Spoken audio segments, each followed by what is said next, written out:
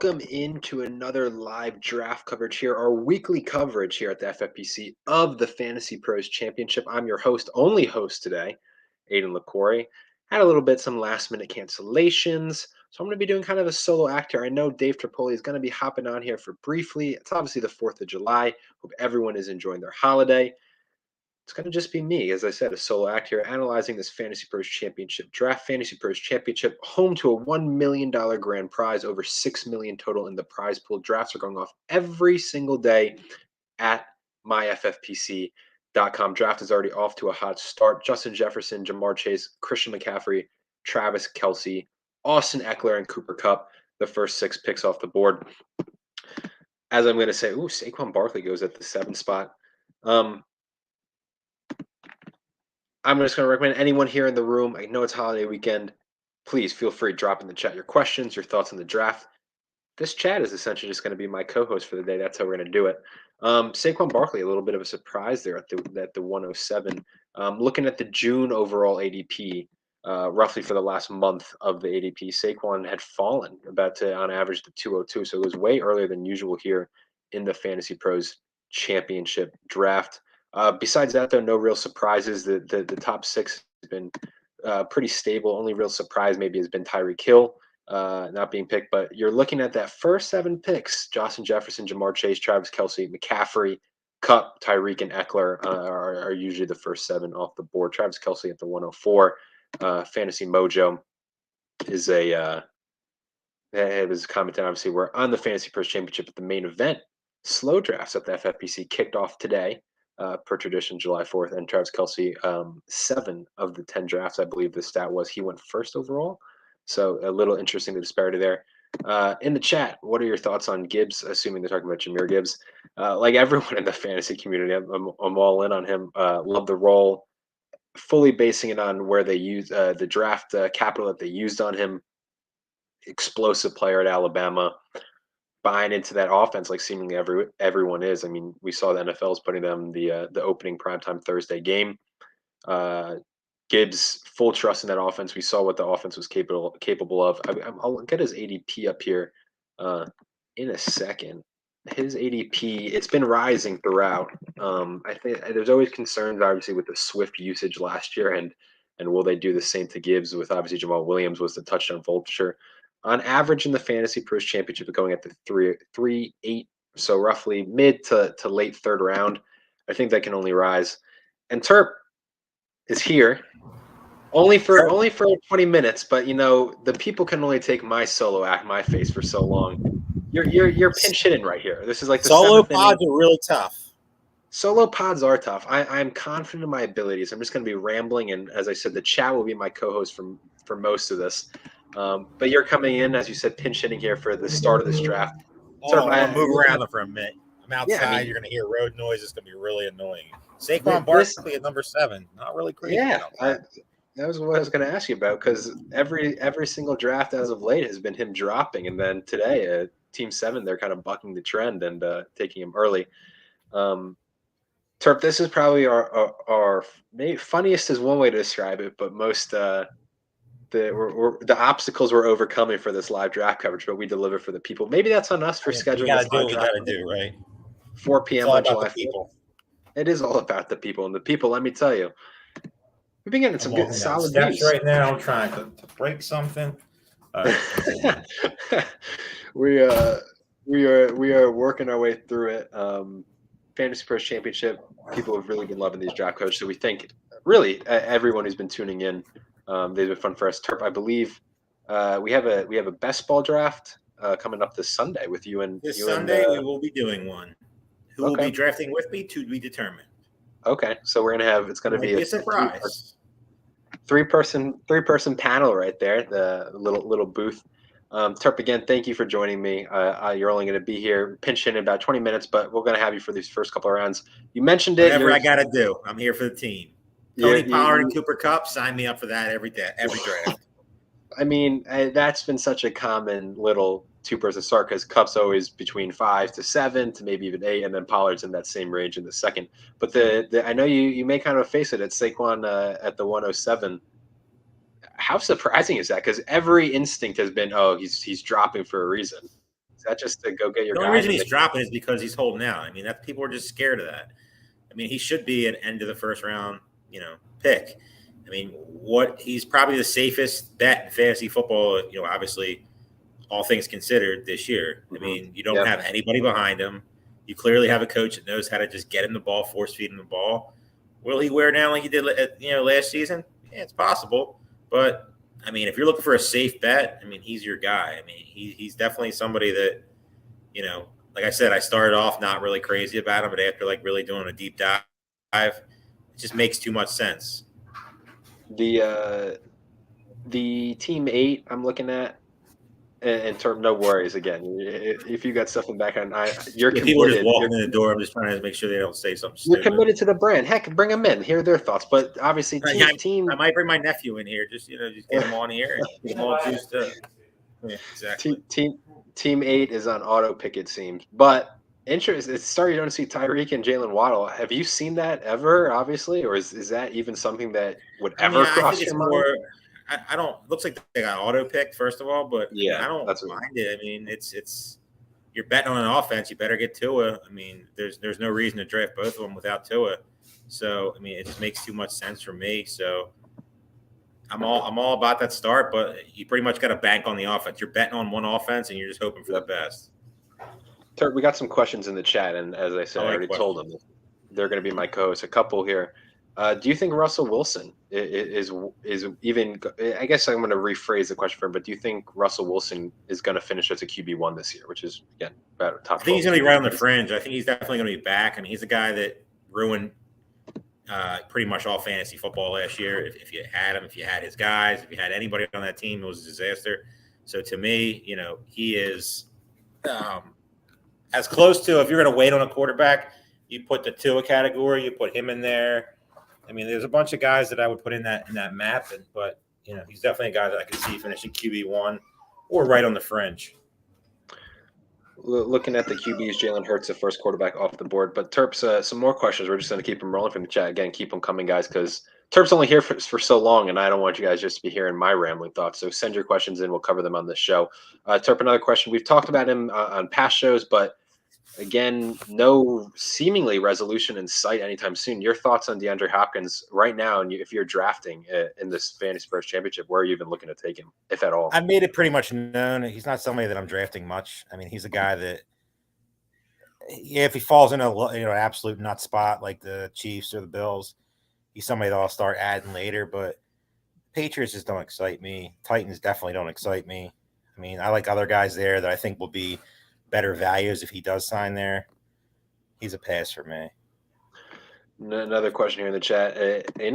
Maybe it's the obvious question, but hey, I mean, people don't do it enough, right? Again, I mentioned the main event, which kicked off today. Go sign up for those slow drafts. It happened way more frequently, but someone in the chat saying this type of league with tight end premium, it's PPR 1.5 point PPR for tight ends. Why shouldn't Kelsey go first overall? He's going 4. He went. I saw he went 4 out of the 7 main events so far. Yeah, 4 out of the 7. That's what it was.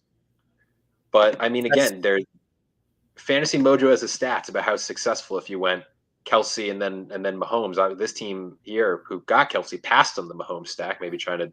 So many people have that this year, but so many people were successful last year. But what's the reasoning to not go Kelsey? I mean, I know he has some age concerns, but is there anything there? I mean, the age concerns, but outside of that, I mean, he's, knock on wood, not been hurt. So he's definitely a guy that, you don't really have to worry about injury-wise. But he's getting up there in age, and eventually something's going to happen to where he's going to miss a couple games here, miss a couple games there, and he's not going to pay off his top 5 draft position. I wouldn't take him number 1, but, I mean, he's a clear-cut top 5 pick. You really can't go any wrong. He's, in my opinion, it's him, Andrews, and then everybody else. There's nobody, I think, even close to their category. Josh Allen, that's a good value there. It's probably the farthest I've seen him fall. Yeah, we're looking at Josh Allen ADP. Yeah, it's the latest he's gone has actually been the 406, but that's uncommon. He's usually going in the middle of the 3rd, so late 3rd there is a value. That's a nice little start. Diggs, Monroe, St. Brown, Josh Allen, and I've seen Calvin Ridley move up a bunch in some of these drafts. I saw him go in the 2nd round of a draft the other day. Really? Very surprised. I mean, he's the kind of guy that got steamed up early and then kind of just fell a little bit, kind of stayed in the 4th round. But now it seems like he's moving up, and I don't really understand why. I mean, I like him. Obviously, I love the offense, but there's just so many questions. I think Christian Kirk should be way closer to him in ADP. Yeah, the Ridley And I think a Love. lot of people think that too, but it doesn't. I don't get it. I mean, the talent's there, obviously, but like you saw what happened with Deshaun Watson last year. You miss a year of football. So many things get just nagging injuries. Just your body's just not ready to go. He's definitely a guy that I could see myself pass. This early fourth round, maybe like if the right structure He's been type of going early situation, but. fourth. Early fourth has been where I'm he's not going, taking but him over Hawkinson. I'm not taking him over Keenan Allen. I'm not taking him over Brees Hall. I'm not taking him over Amari Cooper. Yeah, that's very surprising he's going this early. yeah, he seems like a guy who the ADP's been moving up, and then it's on a rocket ship, and it goes even the guys who were the highest on him, who maybe were going a little earlier, which boosted the ADP.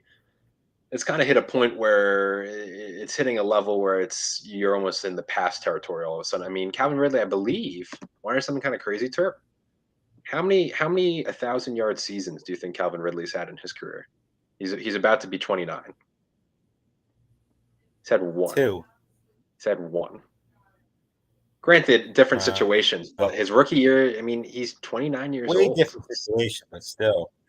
Yeah, he had. Granted, that one Some 1,000 good was great. starts He so had far. 1,300 yards, but then obviously injuries. That was with Julio Jones, right? Yeah, with Julio, but still, I mean, it's just a crazy stat for a guy. Again, some people are drafting the late second. The earliest he's gone in the last month in the fantasy pros was the 208. So you're getting a guy here who Team 9 start. Am I breaking up or am I good? I think no, you're good on mine. I think my Wi-Fi seems to be glitching a bit. Another obstacle that we're That's dealing all with. right. I mean, a lot of obstacles is what we deal with every day. I mean, we figure it out. Yeah. Team 9 Oh, look at team. Yeah. or Team 10? Which would you prefer? I kind of like Uh, Team 9. I'm not saying I would ever do it, but they got a ton of talent at the position. I mean, yeah, you got to figure out the receiver position, but like, I like what Team 9 did over Team 10. I mean, I love Garrett Wilson, but like Devontae yeah. Adams, Amari Cooper. I'm a big fan of the Browns offense, so I like him. I like how we got a sandwich of But yeah, back-to-back team. Like team 8 went seriously, four straight receivers, and team 9 four straight and an running. auto pick on looks like an auto pick on Team 8, and I love their start. They have so many options. They got the two Yeah. option, they got the Herbert option, they got plenty of running backs that they can go with. It's interesting. Like I've seen some auto pick drafts so far in the best ball and then this, and they haven't turned out as bad as they should, which is very surprising. I know people probably put their own rankings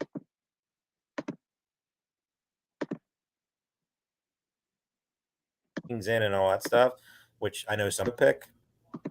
I don't know. Definitely interesting.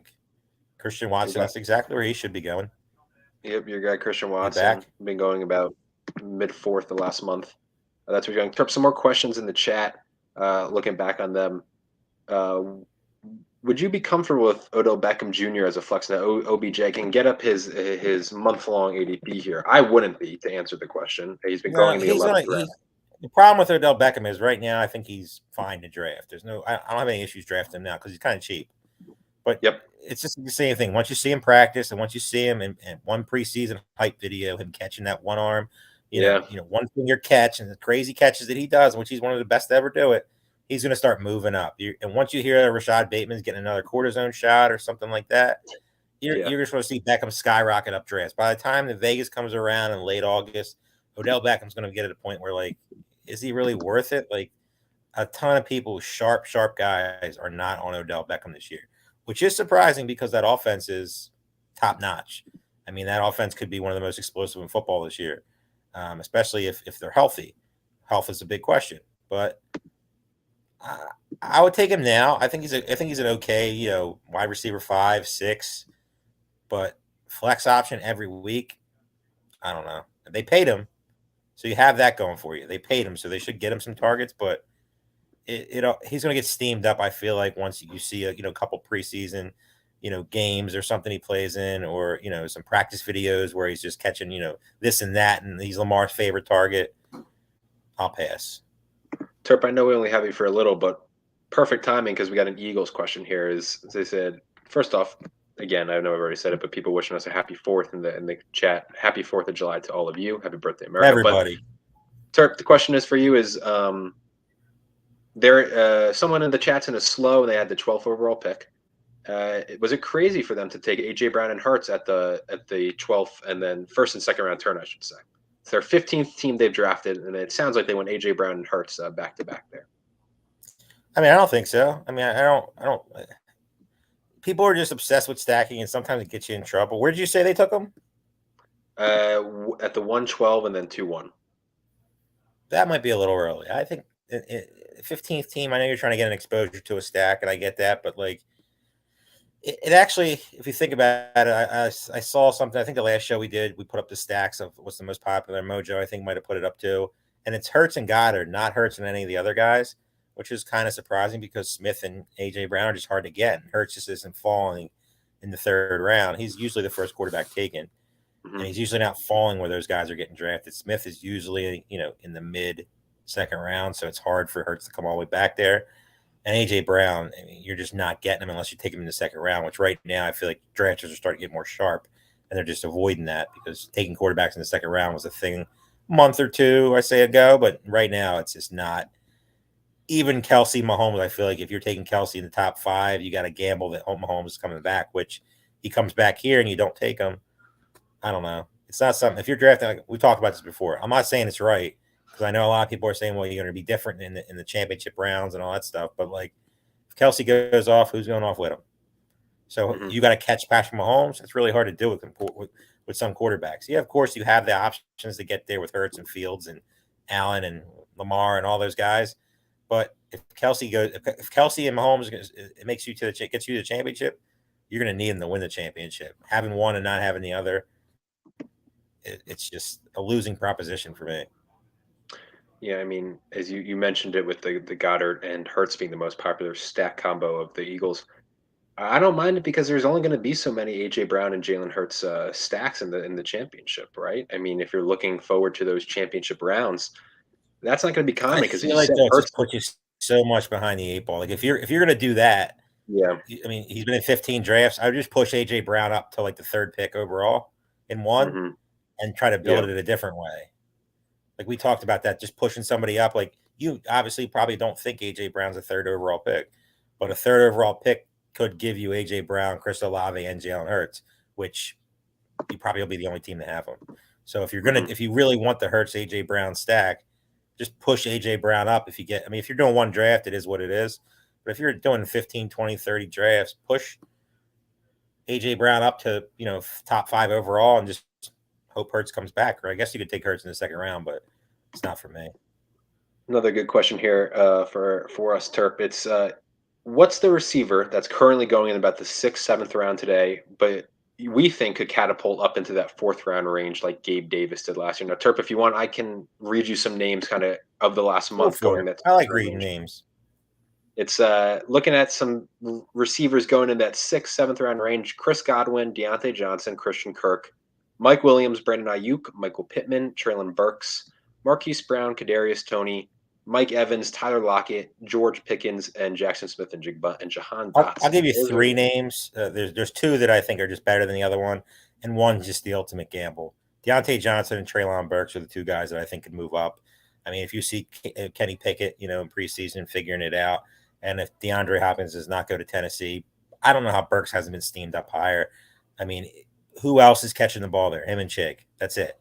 There's nobody else. I mean, of course, one of these guys is going to catch some passes, but I mean, if Ryan Tannehill's the quarterback for a while, which you hope all fantasy, and maybe Will Levis, definitely not Malik Willis, Treylon Burks could get every target he could catch. I mean, injury is obviously a question because he's had a couple of nagging injuries last year.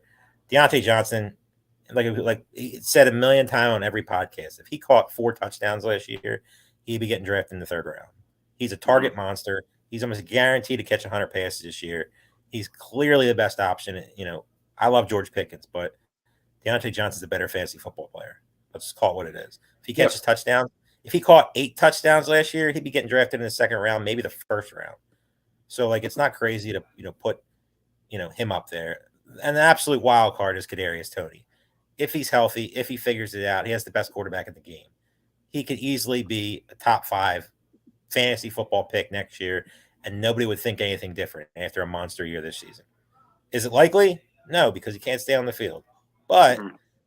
you're gambling. People love to gamble. So if you're gambling on a player, there's no bigger gamble in fantasy football this year than Kadarius Toney. There's no sure. Anybody can sit on every podcast they want and say he's going to be sure this and sure that. We thought that last year. There's no sure thing with him. He could easily be hamstrung the first play of the game and not see him the rest of the year, or he could be a league winner. Yeah, it's there's You some don't of have these many guys that are like that.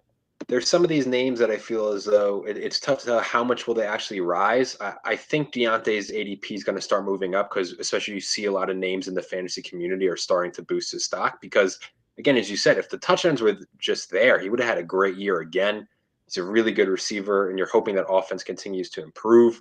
Deontay would have been mine. I think Christian Kirk's up there. I think again just with the Jaguars, but it's always tough to say. I think Gabe Davis did get seamed up, but some of these names I think that you mentioned, you took a lot of them. But my answer, I think, would be Deontay Johnson. I think you see his stock steadily start to rise, as you said, just as the months go on, and it just kind of really examine his last year's season and see it was um, way better than I think maybe the stats showed. I think there's a lot of good underlying metrics there.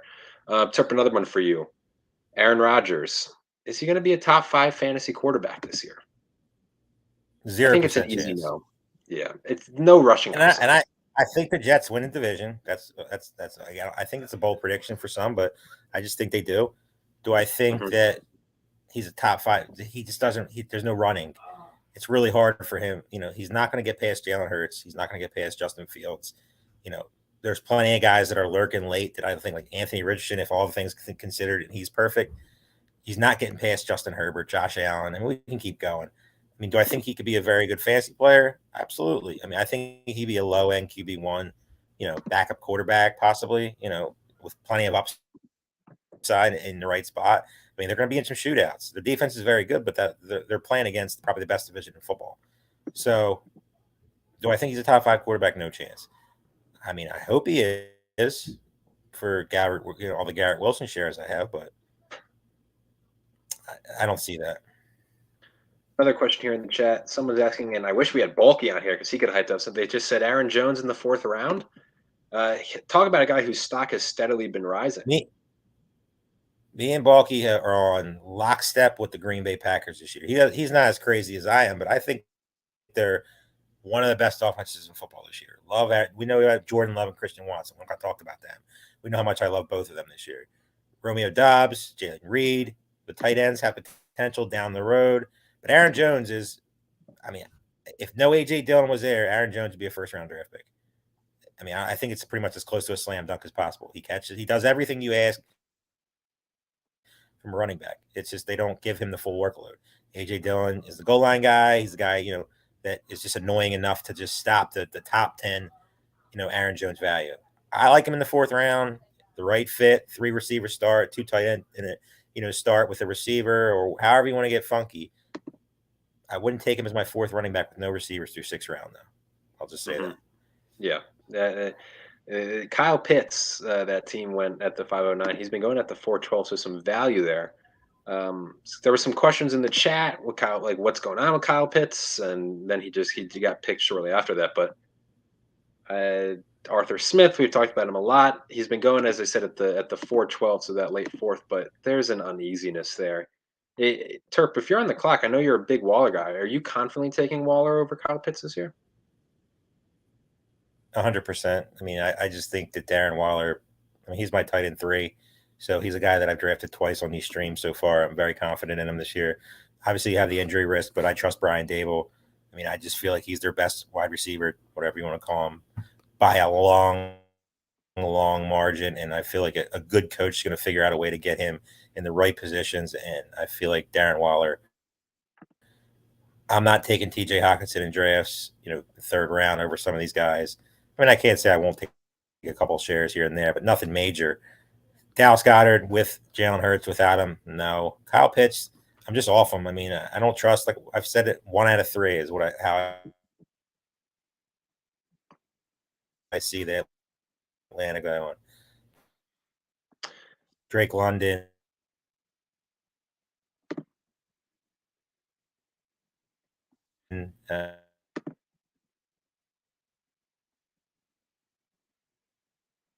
Um,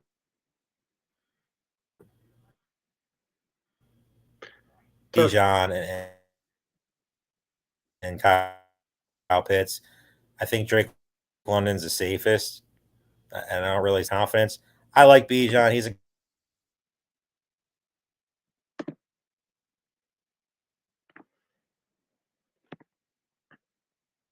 guy that I'm going to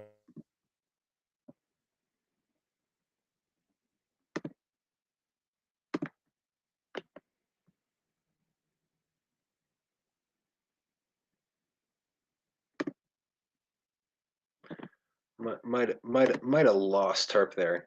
Don't know what's going on with the Wi-Fi there. Hopefully, chat. Let me know if you can hear me, making sure that everything's still running smoothly. I know he's talking about the Falcons. Obviously, please feel free to chime in on your thoughts. Kyle Pitts has been all over the place with his ADP, as I said. He's been going late fourth round over the last month in this contest, but he's also risen as high as a 311 and as low as a 6'8". So really, a 3-round difference from his highest drafted to his least highest drafted. Terp, I believe, was saying before he kind of cut out there that Drake London was, he think, the safest option. I think that's Bijan. I think he's guaranteed to get a ton of touches, especially with the way Arthur Smith loves to run the ball. They run the ball when they're down. They run the ball when they're down 2 scores. Bijan's, I think, probably my RB1, although I think Eckler could have a shout. Yeah, just Bijan's the safest because of how much we know they're going to be running the ball, especially with a quarterback who I'm not confident in any way. Some more questions. Just looking at the chat. Someone said a while ago, 14 running backs drafted through 3.5 rounds.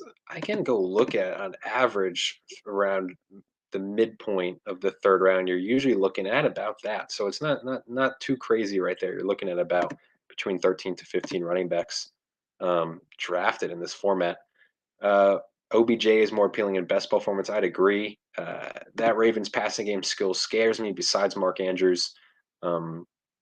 So I said on this show before, Zay Flowers is probably my favorite. I think Rashad Bateman is a do not draft for me with the injury problems he's been dealing with.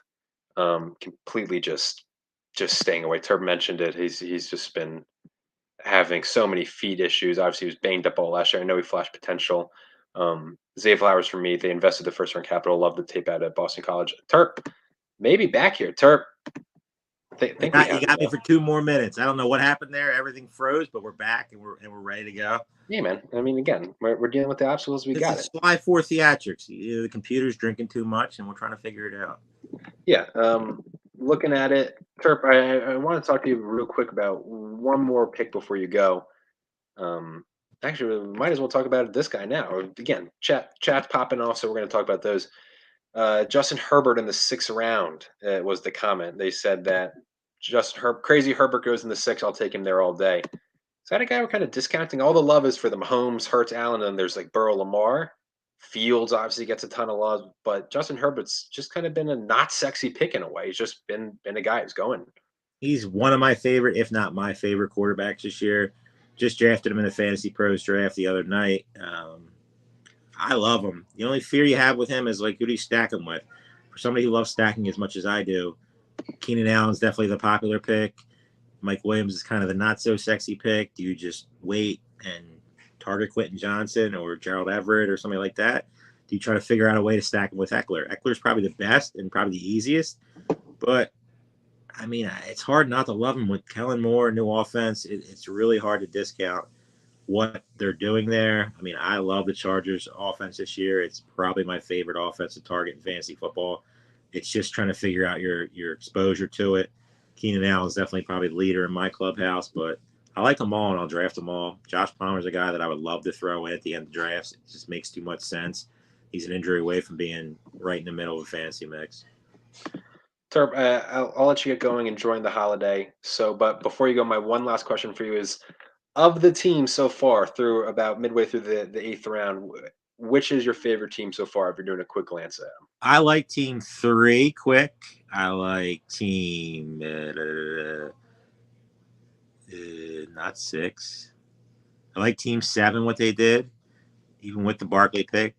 I like the Waddle team, obviously, in Tyreek Hill. My guess is they're going to try to figure out a way to get to it. Makes too much sense. the 4 running back start team, you just can't go to war with Elijah Moore and Gabe Davis as your starting receivers. I don't mind the start, but I feel like you got to punt either tight end or punt quarterback and just start loading up on receivers. You just can't go to war with Elijah Moore and Gabe Davis. It's just too risky. Team 10, no running backs through 8 rounds. This isn't best ball. It's just who you start, and you got 6 receivers, and yeah, it's just not for me. You got to mix a running back in here. Best ball, you can get away with that because you can just draft 12 in a row here and be fine, but it's a risky proposition in a draft like this where you have to start 2. Team 11, like to start. Not a big Najee Harris or Joe Mixon guy, but it makes sense structurally wise. You get to watch it in a Njoku stack. And then Team 12, also you get the Diggs, you get the Allen value. Jahmyr Gibbs and Pierce as your running backs. Tyler Lockett's a great value right now in fantasy football with Godwin. If I had a pick right now, gun to my head, it would be Team 12. Team 12 is having a hell of a start to their draft. Terp, thank you for spending a little bit of your July 4th with us. Enjoy the holiday. Thank you for Good hopping luck on. the rest of the pod. You got it. Now we're rolling. We're through 8 rounds. The rest is easy. Just talk about Christian Watson the rest of the time. I'll do my best to talk about Christian Watson. As I said, the chat's been doing a great job. Keep those questions coming. I'll do my best to answer them with my opinion, and then obviously, please talk with yourself in the chat. Sometimes that's the best thing. We'll Terp, be back thank you again. Sunday for best ball. Make sure you tune in. We'll have some fun. We're gonna try to get somebody on there to draft with me. We got a couple feelers out there, so it'll be fun. Yep. Sunday night, this upcoming Sunday, best ball tournament draft live with Dave Terpoli and especially us. Terp. We'll see you then. See you guys. 8th round is complete. Again, chat, keep those questions coming. Yeah, as someone's saying in the chat, if you don't get any of the other Chargers guys and you get Herbert and then Quentin Johnson here, that's Quentin Johnson's easy to grab. I mean, let me go look at his ADP. I'm going to be bouncing in between sites, but looking at Johnson's ADP, it's been rising here, but going an average last month, early 9th round, and then Herbert has been going about. That's not wrong. Herbert. That's Khalil Herbert. Middle of the 6th. So yeah, that is an easy stack. Quentin Johnson's been having a lot of good buzz coming out of camp, and just wait till some of those training camp highlights start hitting for him. So that's one of Terp's favorite stacks. One of mine, though, obviously is I've said it many times. If you can get Tyreek Tua, you're probably getting, in my opinion, if Tua can stay healthy, that's a top 5 quarterback and a top five receiver locked up there. And you're getting at the discount that quarterback's going about the 10th round. So as Terp was saying, I am intrigued. One would have to assume Team 8 here is gonna go get Tua because of the Waddle and Tyreek start, but they start off on auto pick, but they're shoring that up nicely. I love the Cam Akers pick. I like the Alexander Madison pick. I'm in on Evan Ingram. Obviously, there's that tight end tier break, but do like Evan Ingram and what he did last year in that offense. As we're on to the 9th round, Chico Okonkwo, Antonio Gibson, and Dalton Kincaid off the board. Having a very interesting draft. I mean, I always like comparing them to the past ones we've done here. Let me try and zoom out of this board here real quick so we can get a little more shown as the picks keep rolling in. But a lot of good, and a lot of interesting builds so far that you don't normally see. And that's why I always say every draft coverage I say it. This is why you play the FantasyPros Championship. There's new perspectives. There's new strategies. Every week there's a new build that you're going to be seeing. You're not going to get the same old stale drafts. Every draft is going to be unique, crazy, wild. And that's why we do these live coverages, and that's why the people love them. As we are in here, the 9th round, chat is popping off. 4th of July. Again, FantasyPros Championship, myffpc.com. $1 million grand prize. Over $6 million in the total prize pool, $350 to enter. I'm looking at Team 4 here, Samaje Perine, who's kind of been all over the place. I think people they were high on him, and then they're staunch Samaje supporters. I'd love to hear what the chat thinks, their thoughts on Samaje, because I've seen the people riding for him. Obviously, Javonte Williams doesn't seem as though he's going to be ready for the start of the season, no matter what Sean Payton and the Broncos say. I'm just assuming he's going to start off on the PUP list. Samaje flashed at times with the Bengals last year. But I don't know if the Broncos offense is not the Bengals offense. Samaje Perine is old. Saw someone compare him to Mike Davis on the Falcons, which Terp on our last live show thought that was a great comp. Samaje Perine, his ADP, it's fine, right? You're not reaching too crazy on him, but that's one of the players with a real split in the fantasy community that we're seeing. His teammate Cortland Sutton goes right after him, and then I was just saying to absolutely avoid Rashad Bateman. I just don't trust his health at all. Not a doctor. I hate trying to predict health, but every single report about Rashad Bateman has been supremely negative. So that's just a guy I'm staying away from. Again, if I'm ranking them, it's Zay Flowers, Odell, and then Bateman. With obviously Mark Andrews leading them in this tight end premium format. Damian Harris, Khalil Herbert off the board. Damian Harris. There's been some buzz that Latavius Murray could push him. Been seeing that I think could help Damian Harris's value. Um, again, are the Bills fully set on James Cook? I don't know. Looking at the two of them, their ADP is not separated by much. James Cook has been going on average last month, early 8th round. Damian Harris is Damian Harris is early 10th. So about 2 rounds they're separating them. A little closer here. Damian Harris goes to the 907. James Cook at the 801.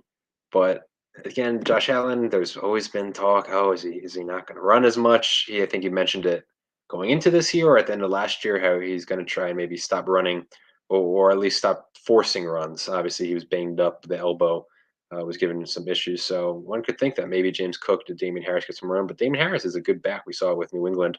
I'm intrigued to see how that backfield shapes up because you have the potential in that high-powered offense.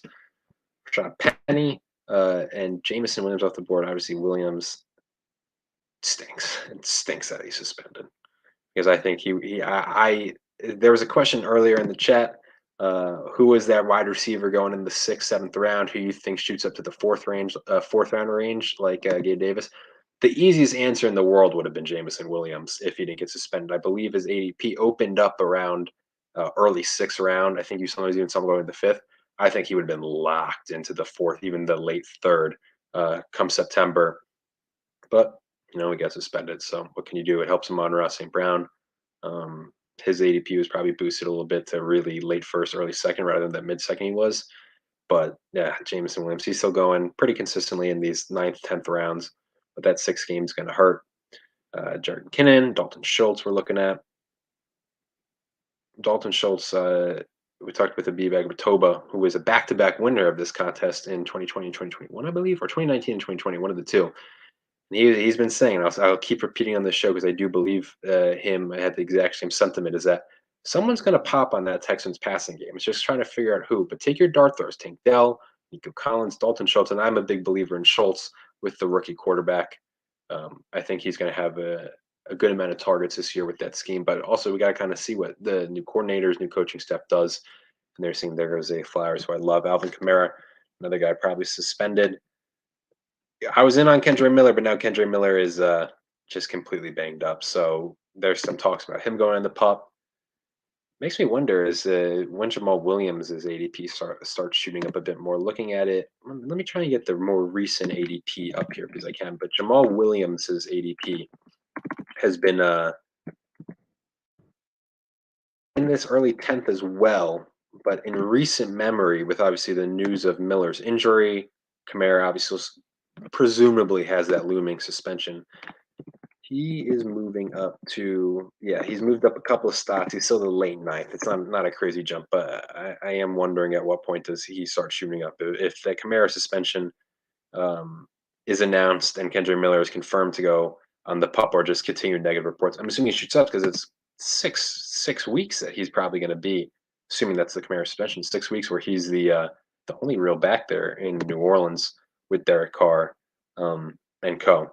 Looking more at the 10th round, I said Kamara, Zay Flowers, Devon Achane, Sky Moore, Tua Tagovailoa, and Anthony Richardson. And that's big for teammate right there.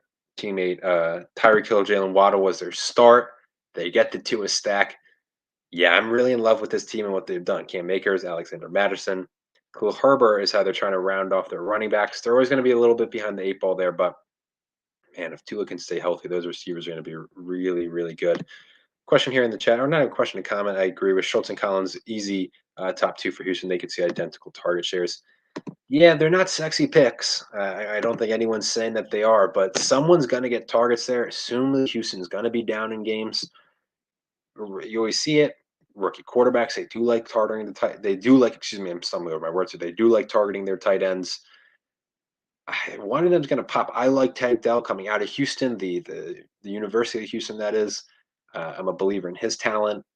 But yeah, Nico Collins, another guy, and they're cheap. Dalton Schultz, you're getting this late ninth, early 10th. I can go get his exact ADP here over the last week. Now we're looking at not last month, but Dalton Schultz over the last week is at the 10:04, and Nico Collins is at the 12:01. So yeah, two guys in double-digit rounds that you're getting who already could be getting good target share, which is what you're looking for. Kind of looking at some of these lottery tickets late.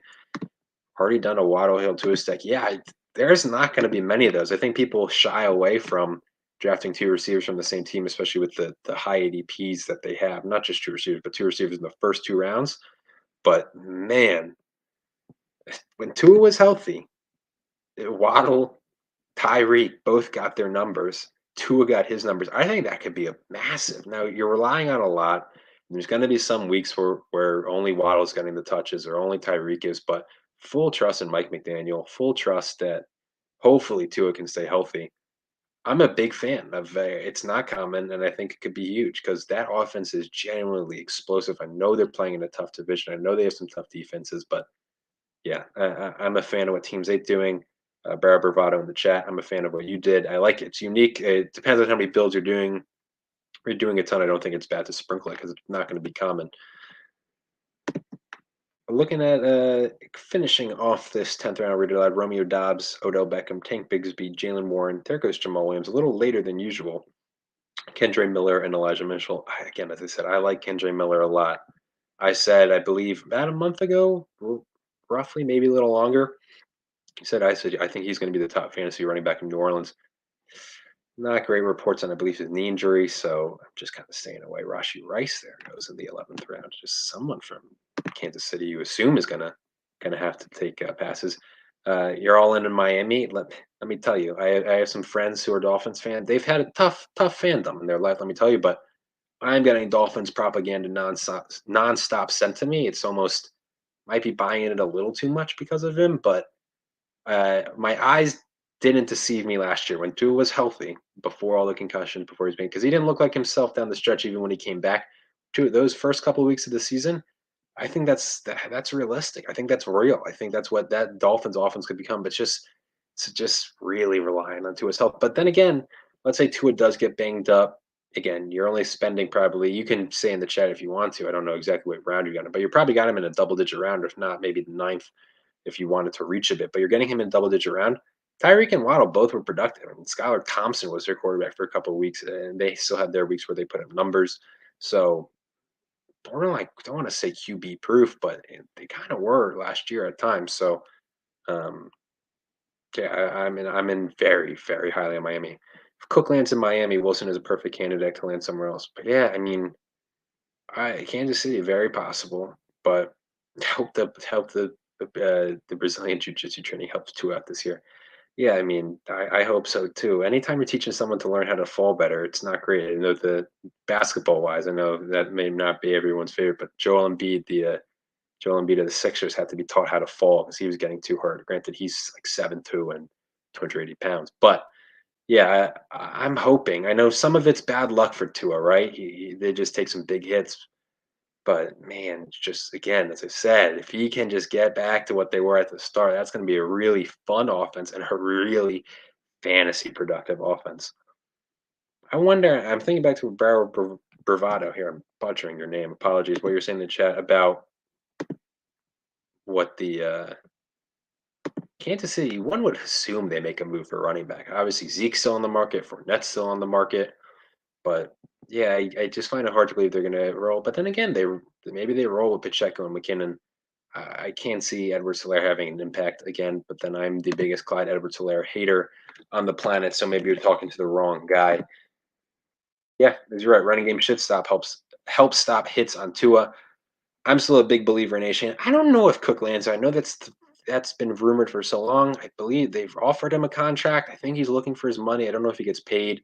One would assume if he doesn't get a contract he's looking for, he does go home. I think he should go there. It's a great offense to go to, right? I mean, it fits in. Hopefully, he can catch a little more passes too. With him, McDaniel will get him the ball. His usage really declined dramatically last year in the passing game with Minnesota. I don't think Cook's completely cooked. A lot of the underlying advanced metrics aren't kind. Doesn't break a ton of tackles. Doesn't have a lot of explosive runs, despite having some long touchdowns last year. You would think that stat would be better. It's not. Um, but I think he would have in the right offense still more left to offer. But even if he goes to Miami, I don't know if I'm fully buying him. But yeah, I don't know. They have Mostert, the Aviation. You would assume that one of Mostert, Jeff Wilson gets moved. I believe Mostert just signed a contract. So maybe Wilson does go to Kansas City. You would assume Kansas City's always looking to add pieces to their unbelievable offense. But hey, man, we saw what they did last year with Sky Moore, Kadarius Toney, Marcus Valdez-Scantling as their starting receivers with Pacheco in the backfield. So Patrick Mahomes can do anything. Looking at this 11th round, a ton of tight ends go: Dulcich, Sam Laporta, Tyler Higbee, Cole Kmet, Gerald Everett, and Jawan Johnson. I said it before and I'll say it again. Tight ends. I mean, they are. There's a tier break. Travis Kelce may be the only really fantasy stud tight end. Who knows what Hawkinson does as an encore with the Vikings, Mark Andrews. But unlike some years when it's like, there's really only 10 tight end names, there's a lot of late tight end flyers that I'm a fan of, where I could see being productive. Komet, Fields, I do like their chemistry from what I see last year. Adam Thielen, I'm just looking at teammate. That's maybe one of their first picks I really don't like. I don't know why you're drafting Adam Thielen. Talk about a guy who's washed. He's going to do nothing in Carolina. Not to hate too hard on teammate, because again, I've loved your draft so far, but I'm not a fan there. But again, this round, Dulcich flashed on a bad Broncos offense. Laporta, early second round capital. Tyler Higbee, Mr. Reliable.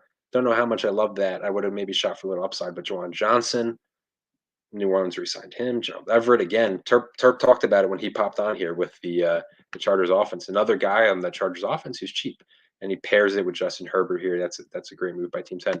Question I saw in the chat: normal for Brian Robinson? Brian Robinson. I'm combining their name. Is it normal for Brian Robinson to go after Gibson? It wasn't at the start, even a month ago. I think consistently Brian Robinson. But if you're looking at just the last week, Antonio Gibson's been going at the 8-11. Brian Robinson has been going at the 9-10. So there's about a round difference pretty consistently here. Antonio Gibson goes at the 9:02 this game. Brian Robinson at the 11:06. So wow. I mean, Brian Robinson, it's a real fall. I mean, there's two ways to look at it. As Dave Gerzak of the FFPC has said before, is that maybe if Brian Robinson, he's not coming off, knock on wood for him, he's not coming off a shooting this year where he got shot obviously last year. Maybe with a full offseason, no injury, not rushing back, maybe he'll be better. But Antonio Gibson's just a better football player, which I said over and over again. So to answer your question, yes, I would say as of recently, looking at the last couple of weeks, Gibson has passed Robinson after initially Robinson was going before. But I think a lot of that has to do with the Bieniemy signing and the buzz that you're hearing from Rivera. Now, it all could just be fake, because Rivera had multiple years to keep using Antonio Gibson as he should be. He doesn't. But I think this is more of a belief in Eric Bieniemy and his ability to run that offense and use his weapons and the talent that Gibson is. Sam Laporta. I'm doing good solo, but gents, appreciate it. I mean, what can we do? I'm here. I'm talking shop with the chat. FantasyPros Championship, July 4th. Well, what more could we ask for, right? We're chasing $1 million. I'm chasing $1 million with you guys. I'm an observer, but I appreciate the love in the chat. Thank you. Keep the questions coming. They've been great. I enjoyed doing this. We were happy that you guys loved the live coverages. We really enjoyed doing them. We've kind of been pumping them out, but that's what the people want. As we said, Sunday we'll have a best ball tournament. Next Tuesday we're having another Fantasy Pros Championship live coverage. Fantasy Pros Championship live coverage every single Tuesday. Times will differ. Usually it's going to be between 7 and 8:30. This was special for the holiday, but no, that's going to be every Tuesday. And then in the works, I know me and Terp talked about, we're going to do a Superflex best ball tournament live draft coverage. We want to kind of show that, because that's one of the most popular. It's rapidly filling. And then we will be doing hopefully a dynasty startup and get some dynasty experts on here. Biblap in the chat again. Appreciate you. Thanks for loving the solo pod. Biblap having a hell of a draft too. No love. I mean, I would have gone Gibbs over Najee. That's just me. But Najee Harris, another interesting name looking back to that third round. But a lot of good drafts. Jonathan Mingo, great pick. Everyone loves Jonathan Mingo. Hey. But looking at this 12th round, bouncing around all over the draft board now. You guys love for me. Doing my first solo pod here is catching me all over the place. But Looking at this 12th round right here, Tajay Spears, Jonathan Mingo, who everyone loves, Darnell Mooney goes in the 12th, Adam Thielen, who I hated on, just can't get behind, Jacoby Myers. Another not maybe the sexiest pick, but could make some noise in that Vegas system. Rondell Moore, Geno Smith, Rashid Shaheed, Chuba Hubbard, and Zay Jones, and Devin Singletary, a name that Terp's been on. So in the comments, another one. Terp's still getting some love, even though he's out celebrating his 4th. But you're in on Terp, kind of with Terp on Logan Thomas. Yeah, that's just another one. You're believing in Bieniemy, right? Bieniemy, obviously, with Kansas City, they're used to tight ends. Again, Logan Thomas, is it John Bates? One of those guys, you're maybe hoping that they're going to fill that role and be productive. And again, you're getting a lottery ticket. There's always been one name out of nowhere who finishes 5th, top 5, I should say, in tight ends. We talked about Robert Tonyan a couple years ago. Last year, Evan Ingram, who's getting barely any draft capital, was expended on Evan Ingram in these leagues, and he was finished 5th. There's always someone out of nowhere. Maybe it's Logan Thomas, maybe Sean Bates. Looking at their ADPs for you guys, Logan Thomas has been going in the late in the 18th round, and John Bates is not even on my ADP board in the last couple of days. But Logan Thomas, I think, I mean, hey, that's someone, if he's healthy. We've seen flashes in past years, but maybe Bieniemy will unlock that. There's a lot of belief in Eric Bieniemy to unlock this Commanders offense. Again, a guy who's essentially a rookie, only had 1 start as well. Sam Howell, he's hopefully targets tight ends. But another reason I'd be in on Antonio Gibson is, and maybe with Brian Robinson to an extent, is I don't believe in Sam Howell. I know some people do. I can't see it. I think they're going to have to run the ball because I don't think the passing game is going to be effective in any way. I don't know why they're riding with Sam Howell so much. By all accounts, that's going to be the plan. I know Jacoby Brissett's there. I would like if he gets it, maybe we can start talking about some of these pass catchers. But God, man, I don't know. It doesn't fit the. What's the point of starting Brissett to try and get a worse draft pick? They're probably not making the playoffs with him. If anything, I don't blame it for their purposes. See what you got in Howell. If he stinks, all right, you're on your way for Caleb Williams, the hometown kid. So I like Logan Thomas as a flyer. Don't really love any of the other Commanders receivers, but one would hope maybe rookie quarterback. Long story short, rookie quarterback, the enemy system. Logan Thomas, I think, is a great lottery ticket late. Why is Cousins falling? Lock for 4,500 yards and 30 touchdowns. I mean, dude, it's Kirk Cousins every year, man, finishes as like a top 12 quarterback. Just not sexy, right? I mean, he doesn't have a ton of boom weeks, I think, is the issue. Now, granted, in best ball, it's a little different because best ball, you're maybe hunting for those boom weeks more. In this league, maybe you want a little more consistent play. But yeah, Kirk Cousins has been a guy that I like every year. I mean, they just drafted him, Jordan Addison. I know there's concerns about his future in Minnesota, but it does seem the guy he's the ultimate epitome of not a sexy pick by any means, but a guy who finishes every year. Up QB 11, up QB 10, QB 12. So yeah, I can't. I'm assuming the reason he's falling is you're trying to maybe shoot for upside or just weekly upside. I don't think if Cousins, he always gets there, as I said, to that QB 10, 11 ranking. And there was some stat, I don't want to butcher, so I'm not going to, but it was essentially that he didn't have a ton of games with multiple touchdowns last year or 300 yards. There was just a lot. He didn't have in a row. It was just, he's always healthy. So that's kind of sometimes how he gets there with the other people going down with injuries or inconsistencies week to week. But Cousins, on average, in the last week in this format, has been going as QB 14 in the middle of the 12th round. So in terms of we've had 15 QBs drafted, it's not too much of a fall. But in terms of the round, yes, he's about to be falling about 2 rounds past his normal ADP. Henry Muto here in the chat saying looks like Team 10 is drafting a best ball team. Let's go look at Team 10. Garrett Wilson, Devontae Adams, Amari Cooper, DeAndre Hopkins, 4 receivers start. Dallas Goedert, Herbert, Marquise Brown, Quentin Johnston. Then their first running back is off the board. Rashad Penny, Devon Achane, Jerome Ford, Leonard Fournette, and Ty Chandler. Well, that's one way to draft, I'll say that. But what Giants receiver do I like? Ooh.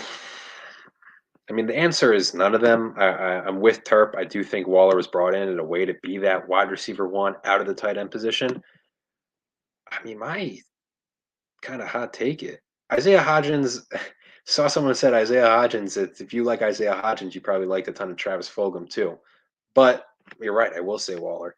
But if I'm giving an answer, I love Wan'Dale Robinson. That's maybe an outside stunt answer, but Wan'Dale Robinson is my answer for what Giants receiver I like. I know he's coming off the ACL, but dude was a talent at Kentucky, tore up the SEC. I think he's going to have a good repertoire out of the slot with Jones. I think I trust in Brian Dabble to use him creatively. He started before the injury, he started to pick it up. So that's my outside of the box answer for you. And I believe you're spending absolutely nothing on him right now. But Wan'Dale Robinson is my favorite Giants receiver. I really thought the Giants would be in on the receiver market more than they were, and they were not. As you said, a lot of buzz about Campbell, but no, I'm going to stick with my guy Wan'Dale Robinson. I'm not in on Hodgins, although maybe he's just a complete success story. So Paris Campbell, I mean, I just know there's the buzz, but we've heard this buzz every year, right? And then he just always gets banged up and hurt. I just been burned so many times. He's had no ability to be healthy. I'm not buying into it at all. Long story short, I can't buy into it. If I'm choosing between them, I think if you're asking just if you're asking me to choose between Paris Campbell or Isaiah Hodgins, I think I'm actually going Hodgins. So that's maybe surprising because Campbell is, as you say, both of you guys are saying has the buzz. But I'm just going to keep riding Wan'Dale Robinson and trust that my eye for talent is going to win out. And what I did see in brief spurts last year, it gets more of an opportunity, although getting monitor the ACL recovery because he did tear it kind of late in the year. In the chat, yeah, Waller and Saquon top 2 target shares for Giants, probably, right? I mean, Waller, if he stays healthy, for sure, one would assume is number one. He's the most talented receiver they have there. Saquon, Saquon got a ton last year. Hopefully Saquon plays. I mean, as we said here in this draft, Team 7's hope he does. They took him at the 107, which just in the last week, I want to see if I'm assuming that's the earliest. Yeah, the earliest Saquon's gone in the last week, obviously with some of the news that he might be holding out and drafters are getting really worried. It's 109. So this is the earliest you guys are seeing. The earliest that Saquon's gone in the last week has been this draft at the 107. The latest he's gone is actually the 207. Just in the last month, if we're going to spread it out. Or at least he went with 104. I wonder how that drafter is feeling. It took him at the 104. Looking here, 14th round. Michael Gallup, Kenneth Gainwell, Ty Chandler, Mike Gesicki, Deontay Foreman, Van Jefferson, Kirk Cousins, Philly defense. Consistently the first defense off the board. Jeff Wilson, Israel, not even going to try and say that last name for fear of butchering it. Zamir White and KJ Osborne. I've been saying I don't think Josh Jacobs holds out. History has shown it's not worth it. It doesn't really help. But if he does, Zamir White's the running back there. I think although a lot of people said in retort, one would assume they would sign one of the names still after the Kareem Hunts, the Zekes, the Fournettes. They would tender a contract to if Josh Jacobs does keep holding out. But I think Zamir White's stock should get pushed up a bit at this stage, and then the summer, this stage in the draft. Might as well take your kind of lottery ticket there. There goes Jeff Wilson, who I know we had some discussion about earlier. Does he get moved? Could he have a bigger opportunity? Because he probably isn't going to get that. Miami is team 4 here. It doubles up on the Dolphins, possibly 3rd and 4th string running back. So the Mostert, that's assuming obviously they signed Dalvin Cook, which we don't know about. But if they don't, Mostert I think has more value than people are giving credit. I'd love to hear your guys' thoughts in the chats about that. I think he's a guy who's been a little bit underrated just because again he flashed last year, and who knows? I'm big on A-Chain still, regardless of if Cook's there because of his talent. Where I know they drafted him in the 3rd, but speedster. I think McDaniel's going to utilize his talent, but Mostert's another guy who I think is kind of being undervalued a bit. Again, I'm big. I always say it every stream. I know I don't want to be repeating myself, but you shoot for lottery tickets late. But there's occasional exceptions of maybe more safer picks, who I don't think are bad. Terp kind of went over that when he took Singletary late. Singletary's that guy, but Mostert's guy. It's not sexy. It's not the biggest lottery ticket in any way, shape, or form. But a guy who I'm comfortable drafting in these late stages. I do think there's more upside than people give him credit for. That Bears backfield is another one I'm monitoring because no one has an eye on it. Fields wants to rush. I don't think they want to rush Fields as much as they did. I really don't. But Foreman, Khalil Herbert's there, Roshan Johnson. One of those names could pop, and they're all kind of become flyers. And I think that's going to be an fascinating training camp battle to watch because that Bears rush could be potent. So I think hopefully one of those names emerges. I don't want it to be murky all year. 15th round here.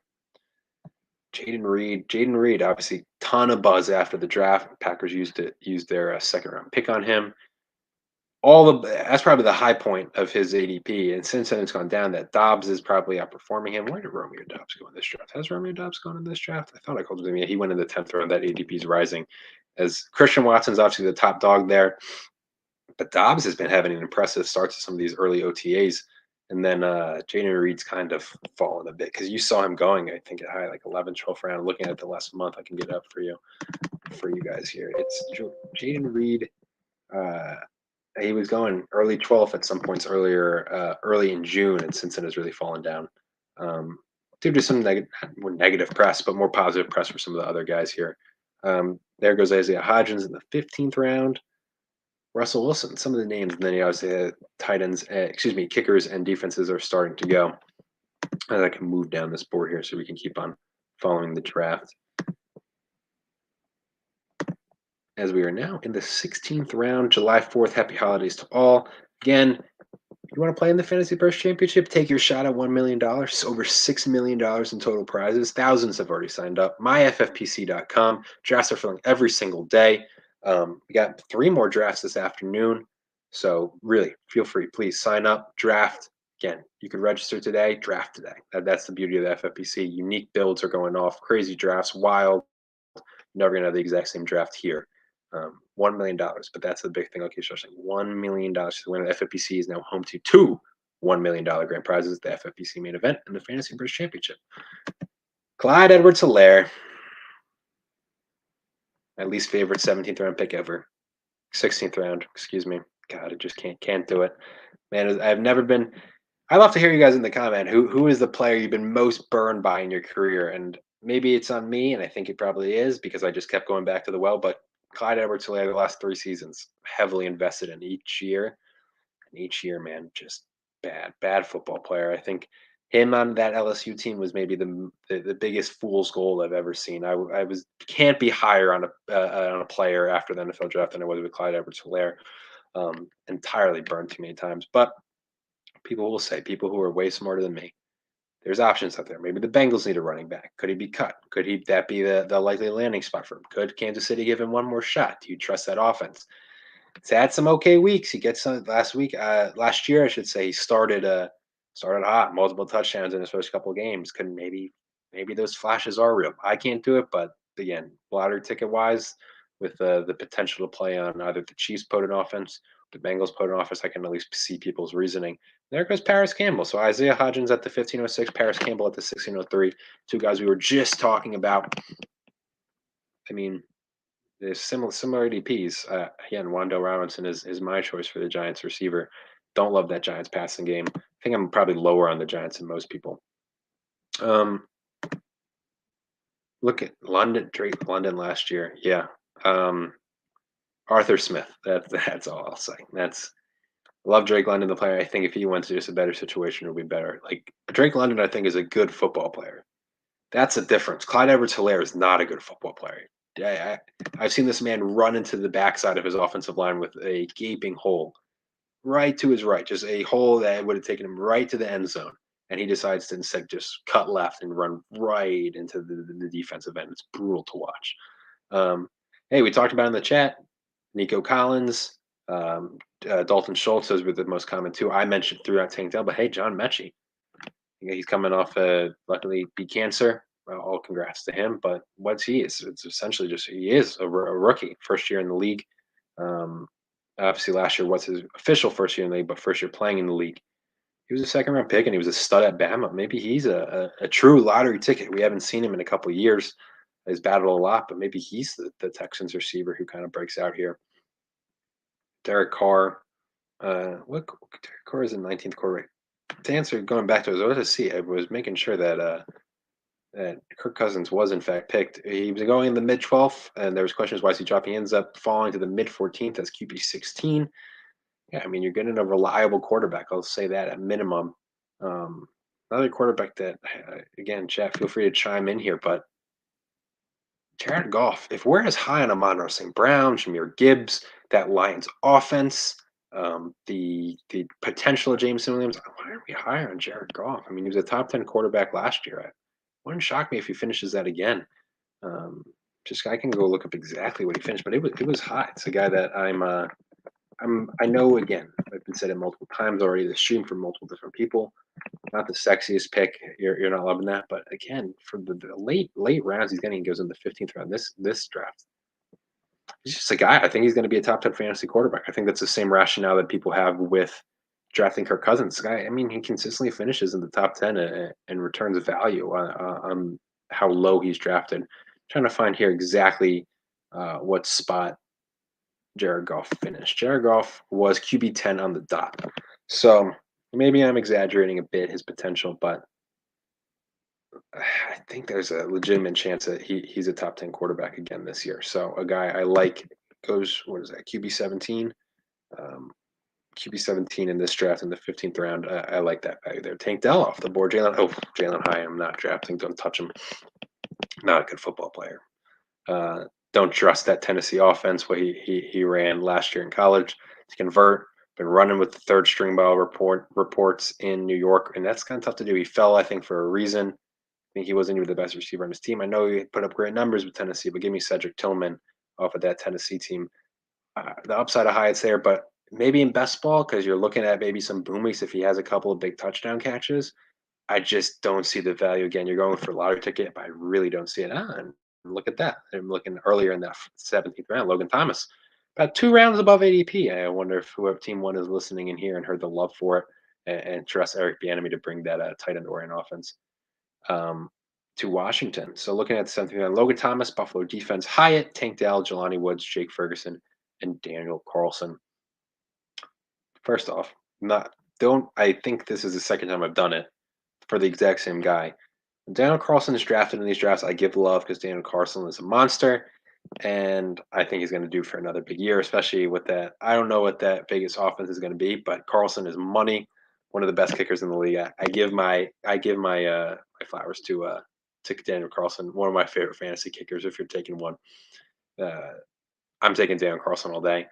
That's going to do it for my kicker segment because who wants me to stand up here and talk about kickers? But Daniel Carlson is the man, and I will shout him out whenever I can.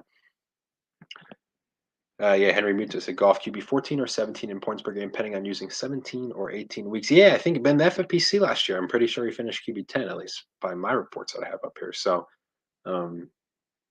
regardless, I think he's a little more buoyant. My reasoning behind it is if we believe so much in this Lions offense, I just feel as though he should be getting a little bit more of a boost than he has at being a part of that. And he's the one who they're really relying on his success. But we shall see. I like drafting one of the top 3 quarterbacks, so I don't have to worry about who to start. Yeah, I mean, you're looking at it. There is that tier break. There's the Allen, Hurts, and Mahomes. I think Hurts is usually the first one off the board, but it really, as of late, I think it's become. I've seen some Allen first. I've seen Mahomes first a lot, paired with Kelsey. So those 3 are usually the first 3. Then you have the Burrow and Lamar. That's like a very consistent top 5 has formed of those guys.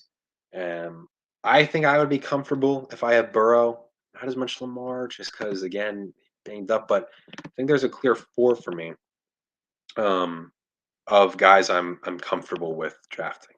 And I think I would include Burrow. I wouldn't maybe take him as high as Allen, Mahomes, and Hurts. I think his ADP is right where it should be, which is kind of that late 3rd, early 4th. But the Burrow I'm including in that names of guy, I'm just, set it and forget it. Just don't even worry about it for the rest of the draft. Maybe a flyer late.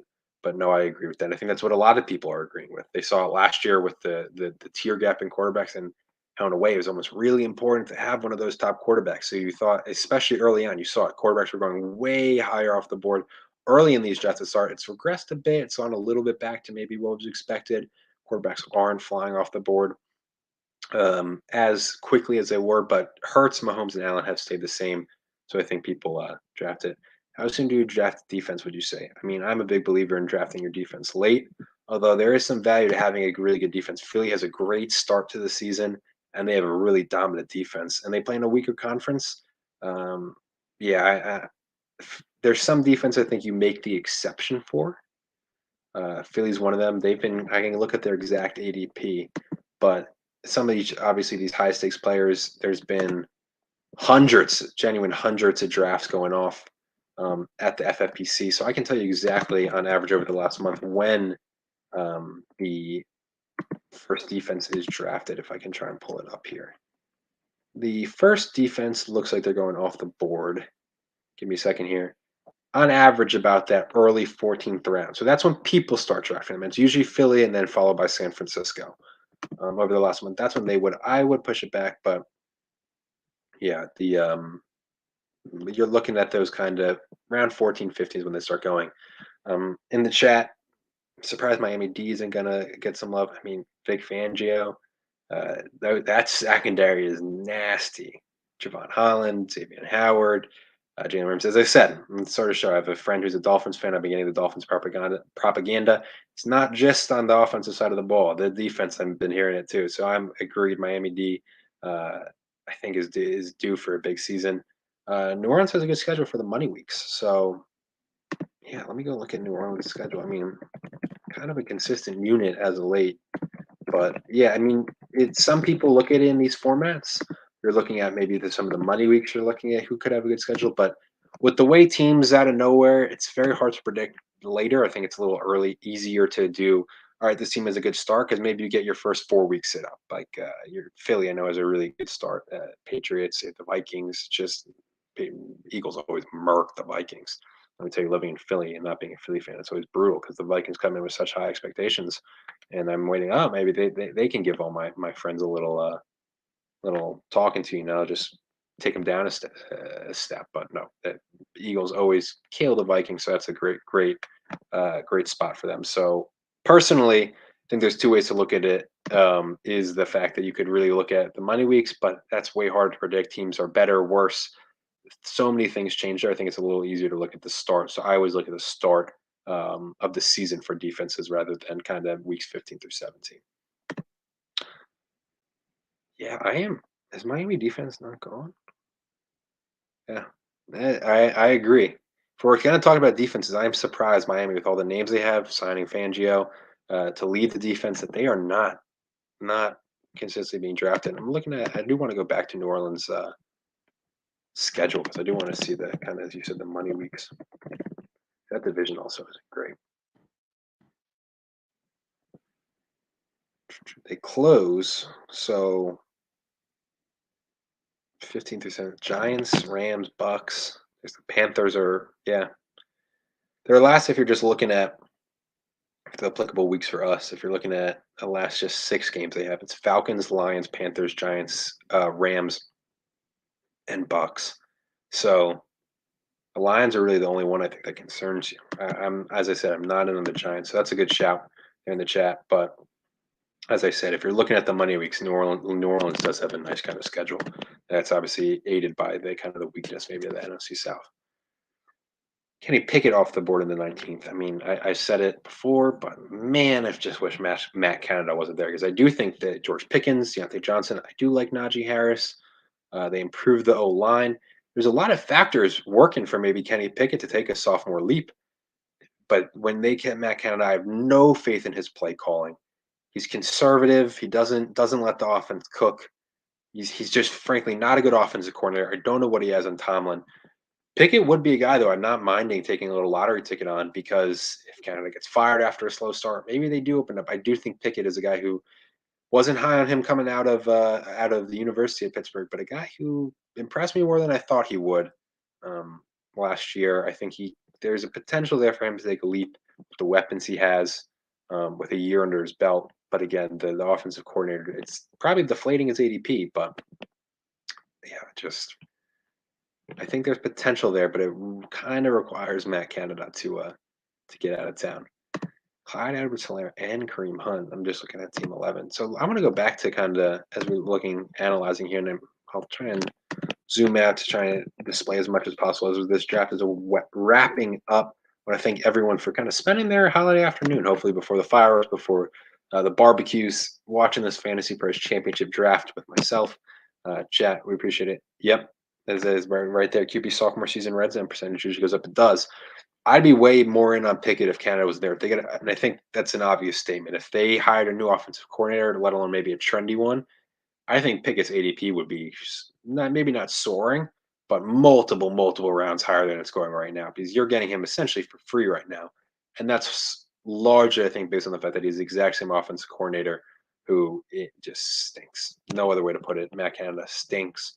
Um, but yeah, the Kenny Pickett, I think there is an avenue where you could see him being a nice little value play there. Looking at all of these teams, Team 12 was our favorite. How'd they finish off when Terp left there in the middle round? Stephon Diggs, Amon-Ra St. Brown, Josh Allen, Jameer Gibbs, Chris Godwin, Damian Pierce, Lockett, Cook, Schultz, Kamara, Roshan, Ty J, Marvin Mims, Michael Gallup. And then they close off Tucker, New Orleans defense, Michael Meyer, Michael Wilson, Deneric Prince, and who was their last pick? And then Kate. Yeah, that's a good team. Team 12. Really good team. A lot of good drafts here. I'm trying to look at that. That is a nice team looking at those kind of later rounds of Marvin Mims, as everyone does. I mentioned it with the Bears. I like Roshan because I do like that one of those Bears running backs I think does end up doing it. I don't think it's Herbert just because I don't think he has the build or they're going to really let him become that kind of lead back. But I think Roshan or maybe even Foreman, although Foreman just seems more of a one-hit wonder. Roshan Johnson was one of my favorite picks going into the draft. He fell. Still like the landing spot. I think that's a really good pick there. But yeah, chat, if you ever want to chime in as we're closing out here this fantasy draft, please feel free to say who your favorite draft was. I kind of have the board up here as we are on this last round.